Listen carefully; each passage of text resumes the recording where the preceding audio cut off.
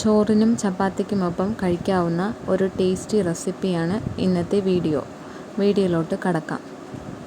ആദ്യം കോളിഫ്ലവർ നന്നായി കഴുകി കട്ട് ചെയ്തെടുക്കുക. ഒരു പാത്രത്തിലേക്ക് വെള്ളമെടുത്ത് അതിലേക്ക് കട്ട് ചെയ്ത് വെച്ചിരിക്കുന്ന കോളിഫ്ലവറും ഉപ്പും ചേർത്ത് തിളപ്പിക്കുക. ശേഷം അത് ഊറ്റിയെടുക്കാം. ഇനി മസാല എടുക്കാം. ഒരു പാത്രത്തിൽ 1 സ്പൂണ് മുളക് പൊടി, 1/2 സ്പൂണ് മഞ്ഞൾപ്പൊടി, 1/2 സ്പൂണ് പെരുംജീരകപ്പൊടി, 1/2 ടീസ്പൂണ് ഗരം മസാല, 1/2 സ്പൂണ് കുരുമുളക് പൊടി, 3 ടേബിൾ സ്പൂണ് കോൺഫ്ലവറും ഉപ്പുമായിട്ട് മിക്സ് ചെയ്ത് മാറ്റി വയ്ക്കുക. ശേഷം 2 സവാള ചെറുതായി അരിഞ്ഞത്, 3 വെളുത്തുള്ളി, 1 പച്ചമുളക്, 1 കഷ്ണം ഇഞ്ചി എന്നിവ അരിഞ്ഞ് മാറ്റി വയ്ക്കുക.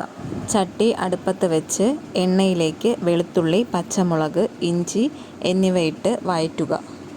ശേഷം ഇതിലേക്ക് സവാള ഇടുക.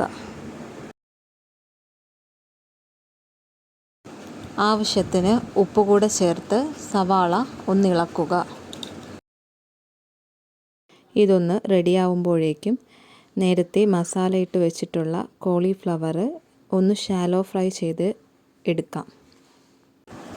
സവാള ഏകദേശം വഴങ്ങിയതിന് ശേഷം ഫ്രൈ ചെയ്ത് വെച്ചിട്ടുള്ള കോളിഫ്ലവർ ഇതിലോട്ട് ഇടാം.